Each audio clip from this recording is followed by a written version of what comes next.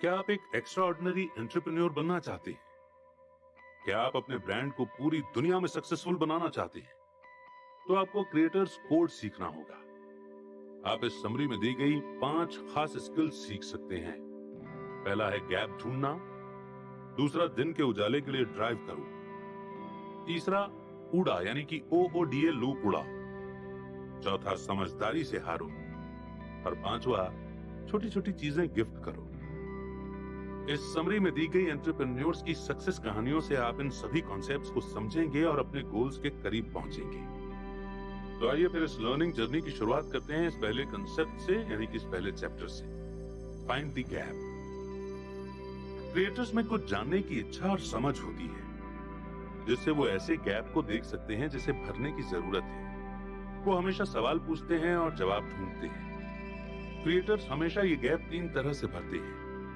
Author इन्हें sunbirds, architects और integrators कहते हैं। सनबर्ड वो लोग हैं जो एक जगह से सॉल्यूशन लेकर दूसरी जगह पर अप्लाई करते हैं। आर्किटेक्ट वो लोग हैं जो प्रॉब्लम देखकर उसका सॉल्यूशन खुद शुरुआत से बनाते हैं। आर्किटेक्ट्स शुरू से लेकर अंत तक सब कुछ खुद बनाते हैं, जबकि सनबर्ड्स दूसरी जगह से इंस्पिरेशन लेते हैं। इंटीग्रेटर कई मौजूदा कॉन्सेप्ट को एक दूसरे के साथ मिलाते हैं।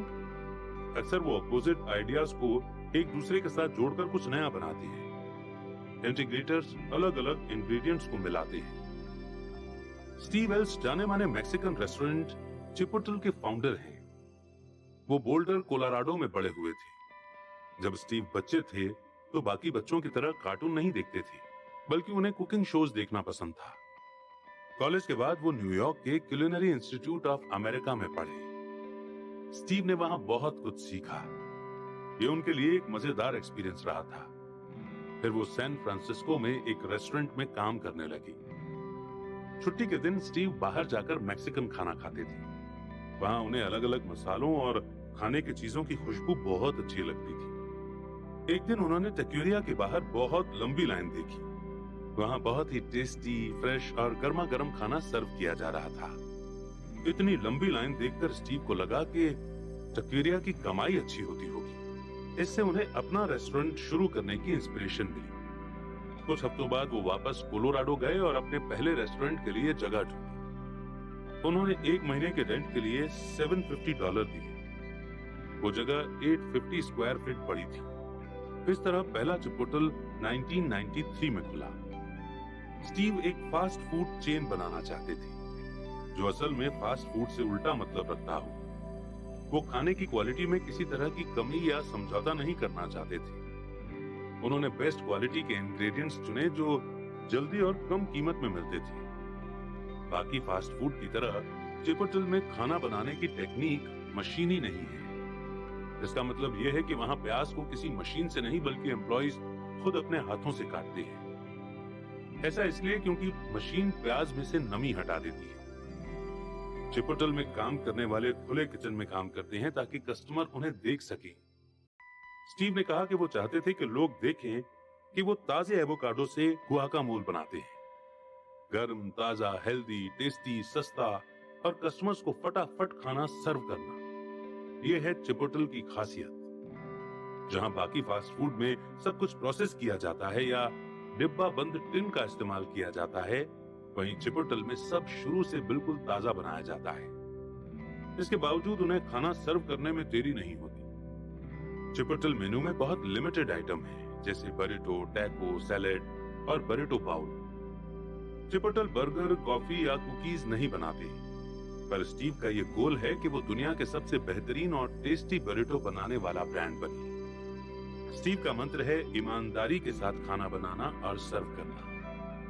निमन रेंच उनके सप्लायर्स में से है, जो सैन फ्रांसिस्को के पास है। निमन रेंच अपने किसी भी जानवर या पौधों पर कोई एंटीबायोटिक, पेस्टिसाइड या ग्रोथ हार्मोन इस्तेमाल नहीं करते। सभी चिकन, पोर्क और बीफ फ्री रेंज हैं, और सभी फल और सब्जियां ऑर्गेनिक हैं। स्टीव का मानना है कि हेल्दी और हाई क्वालिटी के इंग्रेडिएंट्स सिर्फ अच्छे और हाई एंड रेस्टोरेंट्स को नहीं मिलने चाहिए। वे कहते हैं कि सस्ता और हेल्दी खाना सबको मिलना चाहिए। स्टीव ये भी कहते हैं कि उन्होंने फास्ट फूड रेस्टोरेंट शुरू तो कर लिया था, पर उन्हें फास्ट फूड के रूल्स के बारे में कुछ भी पता नहीं था। वो एक इंटीग्रेटर है जिन्होंने कई अलग अलग तरह के अपोजिट कॉन्सेप्ट्स को एक साथ मिक्स कर दिया था। इसका नतीजा ये निकला कि चिपोटल की फूड क्वालिटी को बहुत बड़ी सक्सेस मिली और इस कंपनी की वैल्यू करीब $3.6 बिलियन है। ड्राइव फॉर डे लाइट, यह है नेक्स्ट चैप्टर।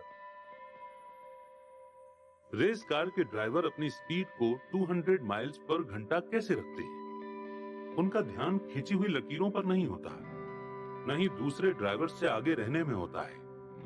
उनका ध्यान मंजिल पर होता है। क्रिएटर्स रेस कार ड्राइवर की तरह ही होते हैं। क्रिएटर्स अपने लॉन्ग टर्म गोल्स को ध्यान में रखते हुए अपने शॉर्ट टर्म प्रॉब्लम को सुलझाते हैं। वे अपने ध्यान को लेजर की तरह तेज रखकर काम करते हैं। क्रिएटर्स अपनी तुलना दूसरी कंपनियों के साथ नहीं करते। उन्हें इंडस्ट्री के रूल्स या प्रिंसिपल से भी कोई लेना देना नहीं होता। क्रिएटर्स सब काम जल्दी निपटाते हैं और उनका ध्यान हमेशा आगे की ओर रहता है। हमदी उलुकाया चोबानी नाम के $1 बिलियन दही ब्रांड के फाउंडर हैं। वो 1994 में यूनाइटेड स्टेट्स आए थे। वो असल में टर्की के नॉर्थ ईस्टर्न हिस्से से हैं।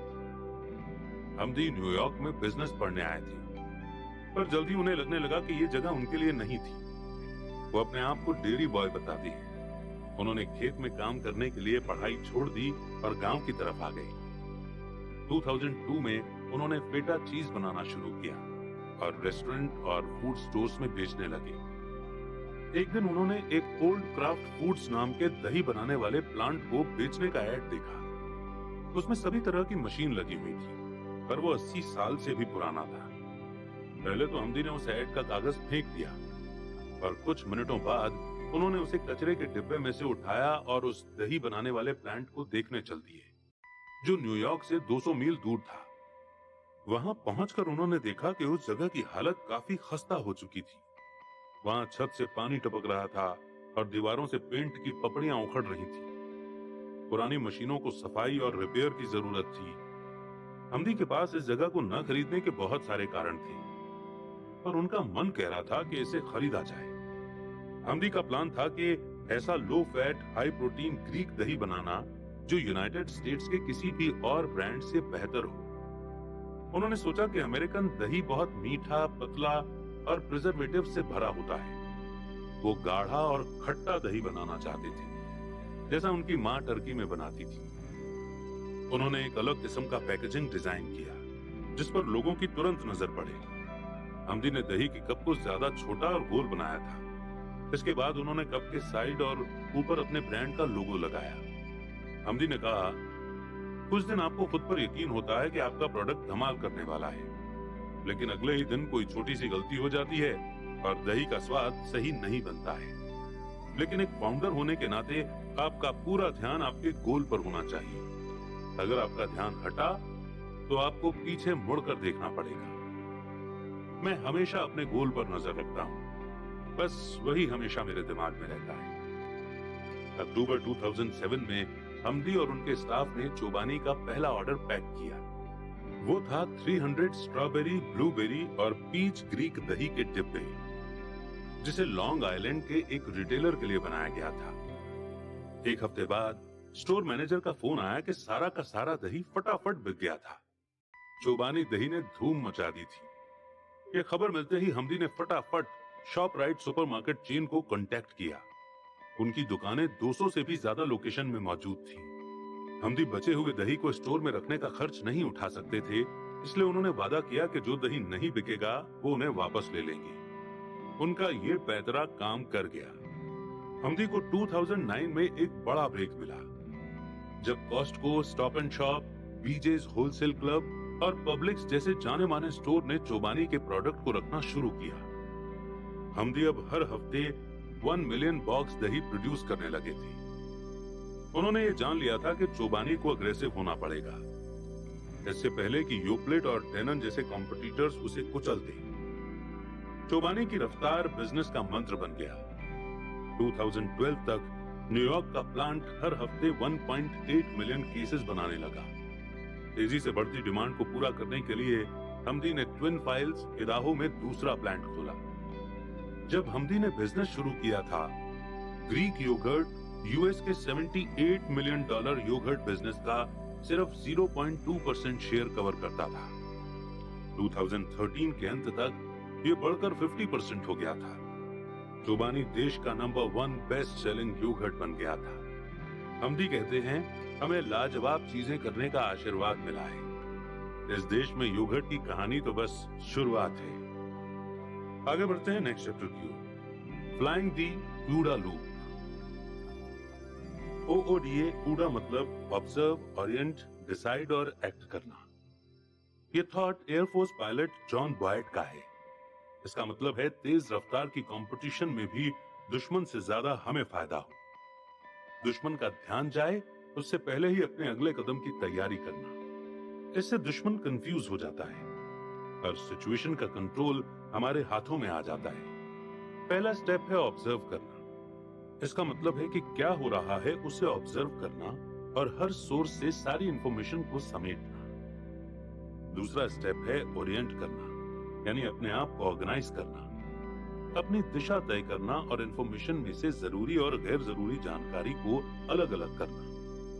तीसरा स्टेप है डिसाइड करना, यानी कि क्या एक्शन लेना है वो फैसला करना। चौथा स्टेप है काम करना, यानी कि आपने जो फैसला लिया है उस पर काम करना। ऊडा एक लूप है।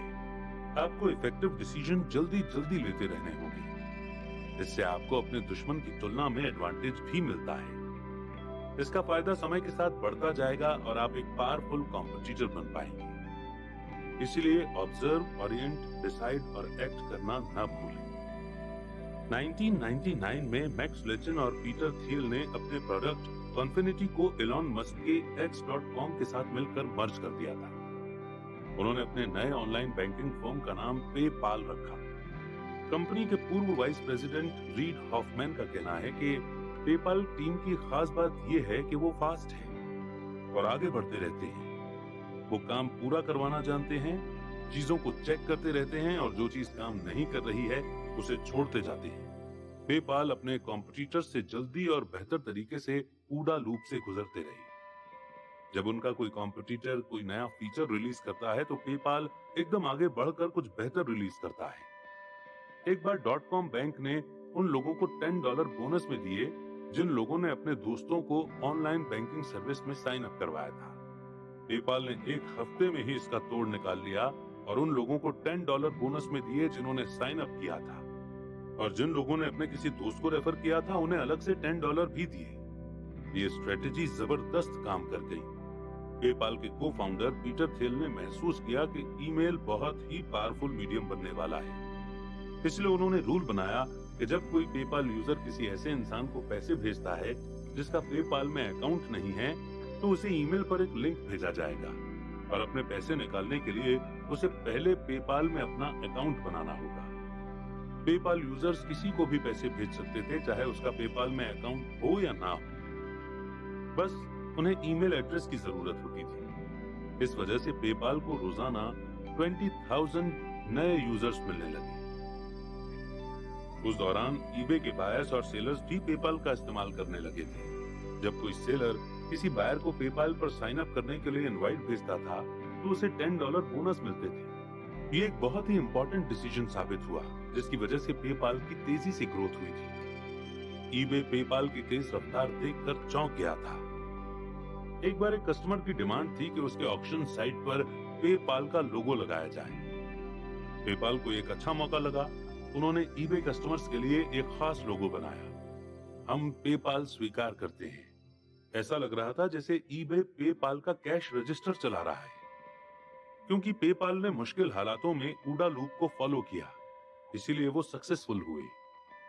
पेपाल 2001 में प्रॉफिट कमाने लगा था। .com बबल बर्स्ट के बावजूद भी जुलाई 2002 में ईबे ने आकर पेपाल को 1.5 बिलियन में खरीद लिया। और इस इंटरेस्टिंग और इंस्पायरिंग स्टोरी को पढ़ने के बाद बढ़ते हैं आगे। Fail wisely. क्रिएटर्स हारने से डरते नहीं हैं, बल्कि वो हार की कदर करते हैं, क्योंकि हार की वजह से वो हो रही अपनी गलतियों से सीखते हैं। आप जितना ज्यादा हारेंगे उतना ज्यादा सीखेंगे और सही जवाब के करीब पहुंचेंगे। डिजाइन फर्म आईडीईओ के को फाउंडर डेविड केली कहते हैं, सिलिकॉन वैली की एक खास बात यह है कि यहाँ हार को सम्मान दिया जाता है।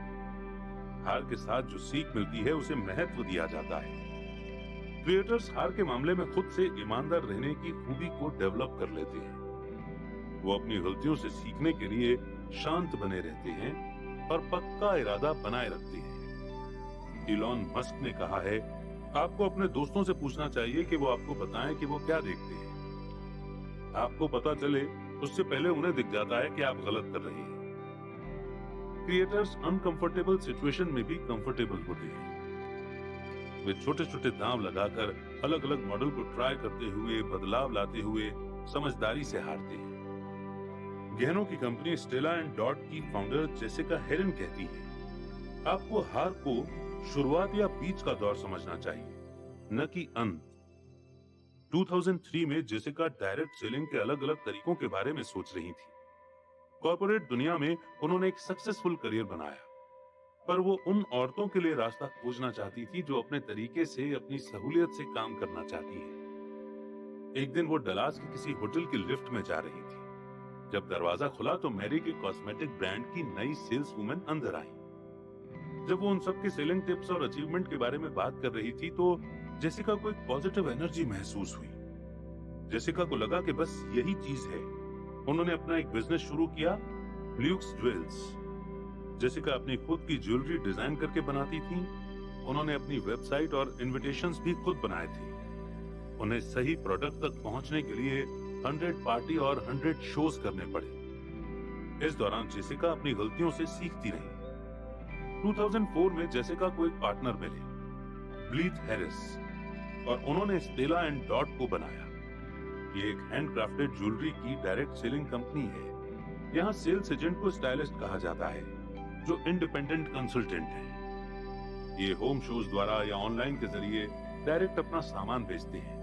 स्टेला और डॉट जेसिका और ब्लीथ की दादी के नाम है। जहां बाकी बिजनेस गलतियां करके बहुत ज्यादा पैसे बर्बाद कर देते हैं, जेसिका और ब्लीथ प्रोडक्ट को बनाने से पहले छोटे लेवल पर टेस्ट करके देखते हैं और उसके बाद $1 मिलियन तक का स्टॉक बनाते हैं। अपने अगले प्रोडक्ट लाइन को चुनने में वो स्टाइलिस्ट को भी शामिल करते हैं। अपने ऑर्गेनाइजेशन की मीटिंग में जेसिका पोस्ट इट नोट को बढ़ावा देती है। इन पोस्ट इट नोट्स पर पसंद है और छोड़ दें ये लिखा होता है। स्टाइलिस्ट नेकलेस, ब्रेसलेट, ईयररिंग्स या कैटलॉग कवर पर वोट करने के लिए इनका इस्तेमाल करती हैं। जिन आइटम्स को सबसे ज्यादा लाइक्स मिलते हैं वही थोक में बनाए जाते हैं। स्टेला एंड डॉट को इंटरनेशनल लेवल पर लॉन्च करते समय भी यही स्ट्रेटेजी अपनाई गई थी। यूनाइटेड किंगडम में फैलने से पहले जेसिका ने इस बात का ध्यान रखा कि इंग्लिश औरतें बहुत रिजर्व्ड होती हैं। वो खुलकर अपने दोस्तों को ट्रंक शोज के लिए अपने घर नहीं बुलाएंगी। जो जेसिका ने किया वो एक टेस्ट था। उन्होंने यूके में 5 दिनों में 7 यानी कि 7 ट्रंक शोज किए और वो हिट साबित हुआ। उन्होंने सीखा कि इंग्लिश औरतें ट्रंक शोज कॉन्सेप्ट को खुलकर अपनाने के लिए तैयार थी। 2011 में स्टेला एंड डॉट को यूरोप में लॉन्च किया गया। यूके, फ्रांस, जर्मनी और आयरलैंड की औरतें अब अपने घरों में स्टेला एंड डॉट के ट्रंक शोज करती हैं। 2013 में स्टेला एंड डॉट की $220 मिलियन से भी ज्यादा सेल हुई थी और ये कंपनी अब भी बढ़ रही है। स्टेला एंड डॉट की स्टाइलिस्ट हर तरह के माहौल से आने वाली औरतें हैं। जेसिका कहती हैं, इस साल हमारा गोल ज्यादा पैसा कमाना नहीं है। मैं अपने बोर्ड से कहती हूँ कि नई चीजें आजमाओ और सीखो, ताकि अगले साल और उसके अगले साल हम आज की तुलना में एक बेहतर कंपनी बन सके। नेक्स्ट चैप्टर है गिफ्ट स्मॉल गुड्स।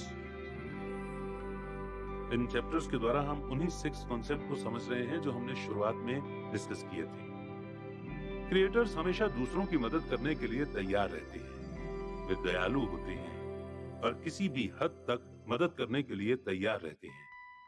क्रिएटर्स देने वाले लोग होते हैं और वो रेफरेंस देना, रिज्यूमे फॉरवर्ड करना, ऐसे छोटे मोटे काम से पॉजिटिव रिश्ता बनाते हैं। क्रिएटर्स हमेशा दूसरों की मदद करने के तरीके ढूंढते हैं। लोग उनके साथ काम करना चाहें वो ऐसे इंसान माने जाते हैं। वो भरोसेमंद होते हैं। क्रिएटर्स ऐसे पार्टनर होते हैं जो सबका फायदा करवाते हैं।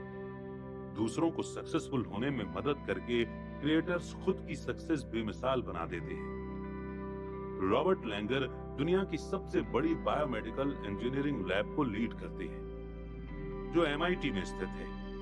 वो ह्यूमन टिश्यू इंजीनियरिंग और कंट्रोल्ड रिलीज ड्रग डिलीवरी में माहिर है। रॉबर्ट 25 कंपनियों के को-फाउंडर हैं। उन्होंने 800 से ज्यादा पेटेंट फाइल किए हैं, 1200 से ज्यादा पेपर पब्लिश किए हैं और 200 से ज्यादा अवार्ड जीते हैं। फिर भी जब रॉबर्ट से पूछा गया कि उन्हें कौन सी अचीवमेंट पर सबसे ज्यादा गर्व है, तो उनका जवाब था उनके स्टूडेंट्स। उन्होंने कहा कि उनके स्टूडेंट्स की सक्सेस देखकर उन्हें बहुत संतोष मिलता है। रॉबर्ट ईमेल का जवाब मिनटों में देते हैं। वो पेपर पढ़कर उसका फीडबैक 24 घंटों में दे देते हैं। अपने सभी स्टूडेंट्स के लिए उनके दरवाजे हमेशा खुले होते हैं। वो कभी भी उनकी सलाह ले सकते हैं।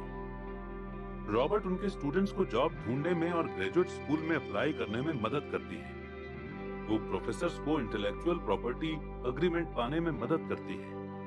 वो वेंचर कैपिटलिस्ट को कटिंग एज विज्ञापन के बारे में जानकारी देते हैं। वो गवर्नमेंट ऑफिशियल्स को साइंटिफिक रिसर्च कैसे बढ़ाना है उसकी सलाह देते हैं। पहला पेटेंट मिलने से रॉबर्ट काफी बार रिजेक्ट हुए थे, पर जब उनका करियर चल पड़ा, वो हमेशा अपने पुराने साथियों और स्टूडेंट्स के साथ काम करते रहे। 1980 में रॉबर्ट ने एली लिली को अपने पहले कंट्रोल्ड रिलीज ड्रग टेक्नोलॉजी का लाइसेंस दिया, पर इस बड़ी फार्मास्यूटिकल कंपनी ने उस पर ध्यान नहीं दिया। रॉबर्ट ने अपना पेटेंट वापस पाने के लिए बहुत लड़ाई लड़ी। उन्होंने अपना पहला स्टार्टअप एनसीटेक अपने पुराने MIT के साथी एलेक्स क्लिबानोव के साथ शुरू किया। बाद में इस कंपनी का नाम एल्केमिस्ट रखा गया। आज एल्केमिस्ट ऐसे माइक्रोस्फीयर बनाती है जो शिजोफ्रेनिया, डायबिटीज, शराब की लत और कई बीमारियों के इलाज के लिए दवाइयां डिलीवर करती है। उसी समय के दौरान नोवा फार्मास्यूटिकल्स ने एक लाइसेंसिंग प्रोजेक्ट के लिए रॉबर्ट को कॉन्टैक्ट किया। उन्होंने इसमें हेनरी ब्रेन को शामिल करने का सुझाव दिया, जो जॉन्स हॉपिकिंस में न्यूरोसर्जन है। हेनरी ब्रेन ट्यूमर को निकालने में अपने खासियत की वजह से जाने जाते थे। इस पार्टनरशिप का नतीजा है ग्लाइडल वेफर। ये एक पॉलीमर डिस्क है जो कीमोथेरेपी को उसकी जगह पर ले जाता है जहां से ब्रेन ट्यूमर निकाला गया। ग्लाइडल वेफर ट्यूमर वाली जगह पर ही ड्रग्स रिलीज करता है, जबकि बाकी ट्रीटमेंट हेल्दी सेल्स पर भी असर करते हैं। इस सक्सेसफुल प्रोडक्ट की वजह से $12 बिलियन की कंपनी बनी। तब से रॉबर्ट अपने स्टूडेंट्स के रिसर्च का इस्तेमाल करते हैं, जो उन्हें सही प्रोडक्ट बनाने में मदद करते हैं। रॉबर्ट के 250 से भी ज्यादा स्टूडेंट्स बड़े फार्मास्यूटिकल कंपनी के लीडर बने। इसी दौरान 200 से भी ज्यादा ने खुद के लैब बनाए। रॉबर्ट के एक स्टूडेंट का कहना है, आइडिया रॉबर्ट का हो या किसी और का, श्रेय किसको जाता है उन्हें उसकी चिंता नहीं है। हम सिर्फ एक ऐसा प्रोडक्ट बनाने पर फोकस करते हैं जो इंसान की तकलीफ को दूर कर सके। और अब वक्त है कंक्लूजन का, यानी जो भी कॉन्सेप्ट्स हमने अभी तक पढ़े और सुने उनको रिवाइज करने का। तो आइए फिर रिवाइज कर लेते हैं। एक एक्स्ट्रा ऑर्डिनरी एंटरप्रेन्योर बनने के लिए आपने 5 जरूरी स्किल्स सीखे। पहला, गैप ढूंढना। क्रिएटर्स सवाल पूछते हैं और जानते हैं कि क्या भरने की जरूरत है। वो सनबर्ड्स, आर्किटेक्ट्स या इंटीग्रेटर्स हो सकते हैं। सनबर्ड्स एक जगह की टेक्निक को दूसरी जगह पर अप्लाई करते हैं। आर्किटेक्ट्स शुरुआत से सॉल्यूशन बनाते हैं, जबकि इंटीग्रेटर्स कई अलग अलग मौजूदा एलिमेंट्स को मिलाते हैं। स्टीव एल्स चिपोटल के फाउंडर हैं। उन्होंने फास्ट फूड के क्विक, सस्ते और इफेक्टिव स्ट्रेटेजी को हाई क्वालिटी इंग्रेडिएंट्स और मशीनों की जगह हाथ से खाना बनाने की टेक्निक को साथ मिलाया और नतीजे में पाया सबसे बेहतरीन मैक्सिकन खाना जो कस्टमर्स को बेहद पसंद है। दूसरा है, क्रिएटर्स को हारने या इंडस्ट्री के तौर तरीकों की चिंता नहीं होती। वे छोटे छोटे गोल्स को पूरा करते हुए आगे बढ़ते हैं, पर नजर उनकी लॉन्ग टर्म गोल्स पर ही होती है। हमदी उलुकाया ने बढ़ती डिमांड के हिसाब से चोबानी की रफ्तार को बरकरार रखा। उन्होंने अपना प्रोडक्शन बढ़ाया ताकि योगर्ट बनाने वाली कंपनियां उन्हें कुचल ना सके। तीसरा है ऊडा लूप। क्रिएटर्स लगातार ऑब्जर्व, ओरिएंट, डिसाइड और एक्ट करते हैं। इस वजह से उन्हें मुश्किल दौर में भी फायदा होता है। क्रिएटर्स ऑब्जर्व करके जानकारी निकालते हैं। वो जान लेते हैं कि उन्हें किस दिशा में जाना है। वो मौजूदा ऑप्शंस में से डिसाइड करते हैं कि क्या चुनना चाहिए और इसके बाद वो तेजी से काम करते हैं। और बेस्ट सॉल्यूशन अप्लाई करते हैं। पेपाल ने ऊडा लूप को बार बार अपनाया। जब कॉम्पिटिटर कुछ नया लॉन्च करते थे तो पेपाल फटाफट कुछ बेहतर लॉन्च कर देता था। ऊडा की वजह से पेपाल तेजी से बदलते माहौल में भी कामयाब रहा है। चौथा है समझदारी से हारो। क्रिएटर्स हारने से डरते नहीं हैं। हालांकि वो हार का स्वागत करते हैं क्योंकि उन गलतियों से वो सीखते हैं। जेसिका हेरन, जो स्टेला एंड डॉट की को-फाउंडर है, इस बात पर यकीन करती हैं कि हार को शुरुआत या बीच का समय समझना चाहिए, कभी भी अंत नहीं। वो अपने प्रोडक्ट के सैंपल पर वोटिंग करवाती हैं, ये चुनने के लिए कि कौन सा प्रोडक्ट थोक में बनाया जाए। जेसिका ने यह जानने के लिए कि यूरोपियन देशों में ट्रंक शोज चलेंगे या नहीं, कुछ लोगों के साथ इसका सैंपल टेस्ट किया। वो अपने बोर्ड से कहती हैं कि एक्सपेरिमेंट करते रहने से हम बेहतर बन सकते हैं। पांचवा है छोटी छोटी चीजें गिफ्ट में दें। क्रिएटर्स देने वाले और मदद करने वाले होते हैं। वो किसी भी जरूरतमंद की मदद करते हैं। वो एक मिसाल है कि एक छोटी सी मदद बहुत लंबा असर करती है। क्रिएटर्स निस्वार्थ होते हैं और दूसरों को भी निस्वार्थ बनने की इंस्पिरेशन देते हैं। रॉबर्ट लैंगर एक बहुत कामयाब और सम्मानित केमिकल इंजीनियर है। वो 25 कंपनियों के को-फाउंडर हैं और 800 पेटेंट के मालिक भी। वो ये सब अचीव कर सके क्योंकि वो हमेशा अपने स्टूडेंट्स, प्रोफेसर्स, वेंचर कैपिटलिस्ट और पॉलिटिशियंस की मदद करने के लिए तैयार रहते थे। रॉबर्ट हमेशा अपनी रिसर्च को किसी के साथ शेयर करना पसंद करते थे। उनकी इस उदारता की वजह से उन्हें एक सक्सेसफुल करियर का आशीर्वाद मिला था। तो अब आप वो 5 जरूरी स्किल्स जानते हैं जो एक एक्स्ट्रा ऑर्डिनरी एंटरप्रेन्योर बनने के लिए जरूरी है। हमें आशा है कि आप इन्हें अप्लाई करके एक क्रिएटर बनेंगे। आप में वो एबिलिटी है और यही सही समय भी है, इसलिए अपने आप को और अपने बिजनेस को एक नए लेवल पर ले जाएं। तो उम्मीद करते हैं कि आज की बुक समरी आपको बेहद पसंद आई होगी और मुझे लगता है कि कोई एक स्किल नहीं, पांचों की पांचों स्किल्स ऐसी हैं जिन पर काम करना जरूरी है। और अगर आप सहमत हैं और पांचों ही स्किल्स पर काम करने के लिए अपने माइंडसेट को तैयार कर चुके हैं तो बस कमेंट सेक्शन में लिख दीजिए 5। आपकी तरफ से वही कमिटमेंट और प्रॉमिस होगा और हम समझ जाएंगे कि आप इन 5 स्किल्स को पूरी तरह से समझ चुके हैं। नहीं समझे हैं तो कोई बात नहीं, इस समरी को बार बार पढ़िए, बार बार सुनिए। मगर अगर आप अपने माइंडसेट को प्रिपेयर कर चुके हैं और कमिटेड हैं कि इन 5 स्किल्स पर आपको काम करना है तो बस कमेंट सेक्शन में लिखिए 5 और सजेस्ट कीजिए कि अगली बुक समरी आप कौन सी सुनना चाहते हैं। बहुत जल्द एक नई बुक समरी को लेकर आपके बीच में फिर से हाजिर होंगे। तब तक रखिए अपना बेहतर ख्याल।